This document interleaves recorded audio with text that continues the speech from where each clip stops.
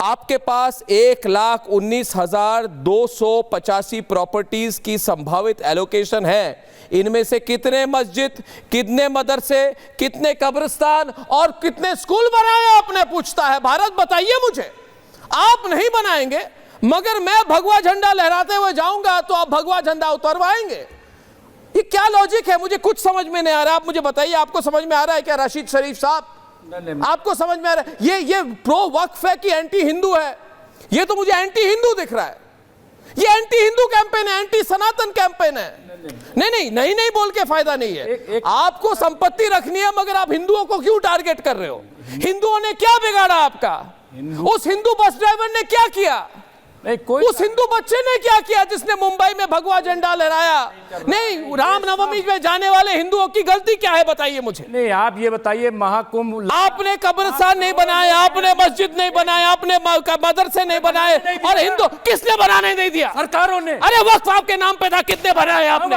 कितने बनाए आपने? नहीं, सरकारों ने नहीं बनाया। अरे बाप रे। और मैं मिसाल देता हूं, सरकार ने बनाने दिया। आप सुधांशु जी को बताइए। आप कह रहे, आप एक मिनट, सुधांशु जी को बताइए, मुझे नहीं। आप बताइए सुधांशु जी को। ये कह रहे सरकार ने बनाया। एक मिनट, 50-50 बताइए, सरकार ने बनाने दिया। मैं जानना चाहता हूं, आप बताइए कि वक्फ बोर्ड, सुधांशु जी ईमानदाराना बोलिएगा। एक मिनट, मैं सिर्फ सवाल करता हूं, क्योंकि आप हुकूमत में हैं, मैं सवाल करूंगा। आप ईमानदाराना तौर पे बताइएगा कि वक्फ बोर्ड जो है किसके अंडर में आता है? क्या सरकार के अंडर में नहीं आता? क्या जो चेयरमैन बनाया जाता है वो सरकार अपने लोगों को नहीं बनाती है? और क्या ये ठीक नहीं है कि सरकारों ने अपने अपने चेयरमैनों को अपने अपने तौर पर इस्तेमाल किया? और इसकी बेहतरीन ताजा मिसाल ये है कि जब सुप्रीम कोर्ट ने हमें 5-6 एकड़ जमीन दी अयोध्या में कि आप वहां पे जाकर के मस्जिद बनाइए, सेंटर भी बनाइए, भव्य राम मंदिर बन गया, मुझे कोई एतराज नहीं, खुशी है। लेकिन बताइए वहां से, एक मिनट, राम मंदिर का नाम ना ले, राम मंदिर का नाम ना ले आप। आप क्यों राम मंदिर को खींच रहे? इसमें इसको राम मंदिर को क्यों ला रहे राजनीति में? राजनीति में राम मंदिर का जगह नहीं। राम मंदिर, भव्य राम मंदिर, राजनीति के साथ राजनीतिकरण मत करिए। आप राम मंदिर का राजनीतिकरण ना करें। जब आप राम मंदिर का राजनीतिकरण ना करें, और 5 एकड़ जमीन का जिक्र आएगा, कोई उसे रोक नहीं सकता। आप इतिहास को मिटा नहीं सकते। और सुप्रीम कोर्ट का जो जजमेंट है उसमें जो कहा गया कि इसे ये क्रिमिनल ऑफेंस है जो बाबरी मस्जिद गिराई गई। ठीक है, एक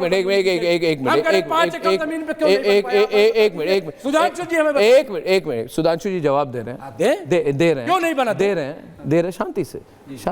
सुधांशु जी, मैं जवाब दे रहा हूँ, सुनिए। पहली बात, जो बहुत जोशो जुनून में बोल रहे हैं रिजवी साहब, आपको पता है कि राम मंदिर मामले और वक्फ बोर्ड क्या क्या कनेक्शन है? बताइए, अगर पता है। हवा मत बोलिए, फैक्ट के साथ बोलिए, डेट के साथ। पता है, नहीं पता है तो मैं बता। पता क्यों नहीं है? यही मैं राजनीति बताना चाहता हूं। सुन्नी सेंट्रल वक्फ बोर्ड राम मंदिर मामले में पक्ष ही नहीं था। वो दिसंबर 1961 में बना है। 1961 से पहले सारा मुकदमा केवल हिंदू पक्षों के बीच में था। 22-23 दिसंबर 1949 की रात को मूर्ति प्रकट होने के बाद 12 साल का टर्म होता है कि आप टाइटल सूट, आपका क्लेम खत्म हो जाएगा। जब 12 शांति 1 वर्सेस 4 चल रहा है। 61 में सुन्नी सेंट्रल वक्फ बोर्ड इसमें बना। पार्टी क्यों बना? यह लेफ्टिस्टों सेकुलरिस्टों ने समझाया कि तुम लड़ो। के मोहम्मद ने अपनी किताब में लिखा है कि मुस्लिम समाज का एक बहुत बड़ा तबका तब यह मानता था कि हमें इस चक्कर में नहीं पड़ना चाहिए, हमारे लिए उस जमीन की कोई अहमियत नहीं है, हिंदुओं के लिए बहुत अहमियत है, इसीलिए 12 साल वक्फ बोर्ड ने क्लेम नहीं किया। तब आ गए क्लेम करने के लिए। और उसके बाद आज मैं बताना चाहता हूं, मौलाना अंसार रजा ने कहा, भोले भाले मुसलमान तुम्हें अंसार रजा जी सुन लीजिए, अंसार रजा जी कि ये हिजबुल्लाह और हमास के पोस्टर लेकर कौन सा भोलापन दिखा रहे हैं? ये फिलिस्तीन और हमास के नारे लगाकर कौन सा भोलापन दिखा रहे हैं? भोले भाले हिंदू कह रहे हैं ना। हाँ, यस, वेरी गुड, वेरी। ये फिलिस्तीन वाला क्या चल रहा है? रजा साहब जवाब देंगे। रजा साहब जवाब दें, 4 नहीं बोल सकते, एक बार रजा साहब जवाब देंगे। आप इंटरप्ट ना करें। सुधांशु त्रिवेदी को रजा साहब जवाब देंगे। रजा साहब, अरे भाई आप रजा साहब, आपसे सीनियर है, उनकी बात सुनिए। बहुत देर आप चिल्ला चुके इधर उधर, पूरी बात सुनिए। एक मिनट, पूरी बात सुनिए। बुरहानपुर का विधानसभा का चुनाव 2023 का मध्य प्रदेश में हमास के समर्थन में नारे लगाए किसने? कांग्रेस की प्रत्याशी ने। वोट जिहाद शब्द यूज किया गया 2024 में, तब तो वक्फ बोर्ड नहीं था मेरे भाई। हिजबुल्लाह के लिए श्रीनगर से लेके लखनऊ से लेके हैदराबाद तक रैलियां हुई, तब तो वक्फ बोर्ड का विषय नहीं था भाई। और जब फिलिस्तीन बोला गया पार्लियामेंट में, तब तो वक्फ बोर्ड का विषय नहीं था भाई। और मैं भोले भाले मुसलमान की तरफ से पूछता हूं, क्यों नहीं किसी मौलाना ने कभी बोला कि कश्मीर में हर जुमे की नमाज के दिन एक भीड़ निकलती थी पत्थरबाजी करती हुई? आपने क्यों नहीं कहा हमारे मुकद्दस मजहबी मुकाम का यूज किया जा रहा है मर्डर करने के लिए? इंस्पेक्टर अयूब पंडित का मर्डर हुआ, बताइए उलेमा काउंसिल ने क्या बोला हो? तब किसी भोले भाले मुस्लिम से आपने नहीं पूछा कि चरारे शरीफ जला दी गई, ये दरगाह जला दी गई, ये हमारे मजहब का अपमान था, तब क्यों नहीं चू बोला? अब किसी भोले भाले मुसलमान को क्यों नहीं बताया कि सबसे मुकद्दस मस्जिद मुसलमानों की हिंदुस्तान में है तो हजरत बल है, जहां मोहम्मद साहब का मुंह मुकद्दस रखा है, उस पे आतंकवादियों ने कब्जा कर लिया मेरे भाई। तब भी कोई नहीं बोला कि हमारे मुकद्दस मुकाम के साथ क्या हो रहा है। ये भोला समझ रखा है, क्या समझ रखा है? ये भोले भाले हिंदू की बात नहीं है, भोले भाले मुसलमानों के ऊपर नहीं, खुद बोलिए, खुद सुनिए। नहीं रजा साहब कुछ तो बोले करने वालों का, देखिए, वरना मैंने आधा दर्जन उदाहरण गिनाए। एक मिनट अभी मौका है रशीद शरीफ साहब का। रशीद शरीफ साहब जवाब देंगे और ये बड़ी हॉट डिबेट चल रही है आज। और रशीद शरीफ साहब, मैं एक ही बात कहूंगा कि करोड़ों की संपत्ति मगर कौड़ी भर किराया, ये कब तक चलेगा भाई?